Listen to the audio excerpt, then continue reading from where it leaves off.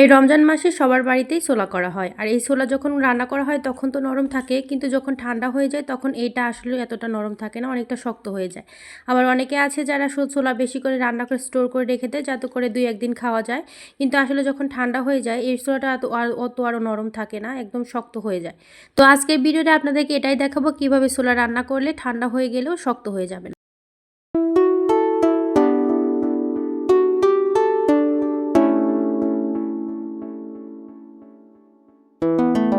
তো hello everyone, আসসালামু আলাইকুম। সকলে কেমন আছেন? আশা করি সকলে ভালো আছেন। আলহামদুলিল্লাহ আমি অনেক ভালো আছি।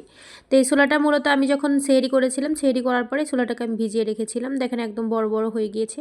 তো এই ছোলাটাকে ধুয়ে পরিষ্কার করে নিয়ে আমি প্রথমে এটাকে সিদ্ধ করে নেব। আমি এখানে ছোলা একটু বেশি করে করব যাতে করে বেশ কিছুদিন 2-1 দিন যায় আর কি। তো এখানে আমি সামান্য একটু লবণ দিয়েছি, লবণ দিয়ে এখানে দিয়ে দিয়েছি বেকিং পাউডার।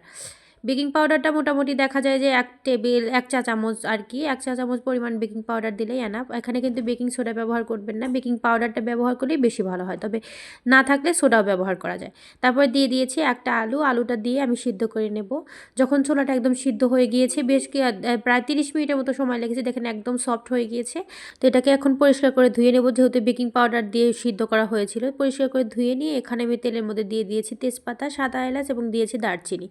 দিয়ে যখন একটা সুন্দর একটা স্মেল চলে আসবে তখন এখানে দিয়ে দিয়েছি 1 কাপ পরিমাণ পেঁয়াজ কুচি এবং দিয়ে দিয়েছি স্বাদ অনুযায়ী কাঁচামরিচ। আপনারা এখানে ঝাল কতটুকু খান সেরকম পরিমাণ দিবেন। আমার যেহেতু বাচ্চা আছে যার কারণে এখানে আমি ঝালটা একটু কম ব্যবহার করি। আর আরেকটা কথা, আমি কিন্তু কোনো প্রকার গুঁড়ো মরিচ ব্যবহার করি না, আপনারা চাইলে গুঁড়ো মরিচটাও ব্যবহার করতে পারেন।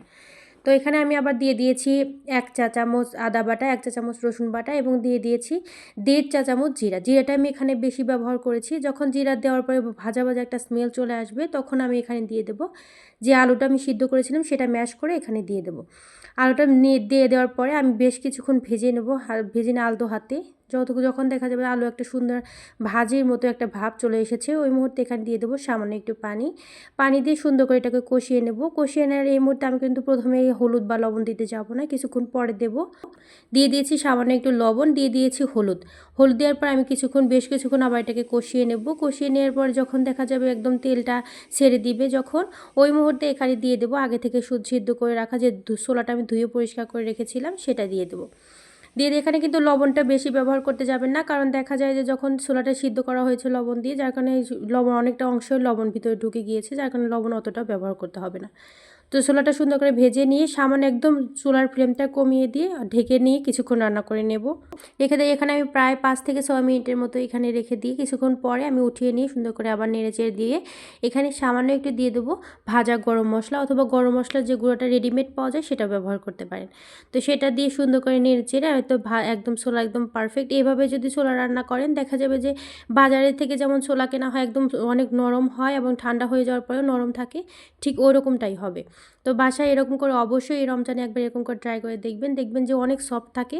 আর বেশি করে স্টোর করে রাখলেও দেখবেন যে অনেক সুবিধা হয় আর কি অনেক সময়। তো আমার ভিডিওটা যদি আপনাদের কোনো প্রকার একটু যদি উপকার এসে থাকে তাহলে অবশ্যই একটা লাইক এবং একটা কমেন্ট করে দিবেন এবং আমার চ্যানেলটাকে সাবস্ক্রাইব করতে ভুলবেন না। তো আজকের মতো আর বেশি ভিডিও বড় করবো না, সকলে ভালো থাকবেন, সুস্থ থাকবেন। দেখা হবে রান্না আরও একটা ভিডিও নিয়ে। আসসালামু আলাইকুম।